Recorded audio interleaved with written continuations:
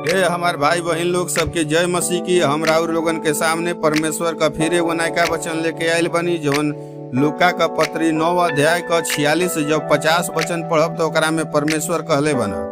एक बार की बात है, चेलवा आपस में लड़े लगना कि हमनी में सबसे बड़ के बा। लेकिन यीशु उनकर मन का बतिया जान लेना, तब एगो लइका के अपना पास खड़ा कैलो, जे केहू इ लइका के हमरा नाम से अपनाई उ हमरा के अपनाई, और जे केहू हमरा के अपनाई उ हमरा पिता के अपनाई जे के हमरा के भेजले बा। जवन केहू तोरा में छोट से छोट बा उ सबसे बड़ बा। तब यूहन्ना कहलस, हे स्वामी, हमनी का एगो आदमी के तोरा नाम से दुष्ट आत्मा निकालत देखनी हजा, और हमनी को ओकरा के मना कैनी हजा, काहे कि उ हमनी का संगे होके भी हमनी का संगे नहीं थे। तब यीशु अपना चेलवन से कहलो, ओकरा के मना मत करी हजा, काहे कि जे को तोरा विरोध में नहीं थे उ तोरा साथ बा। आमीन।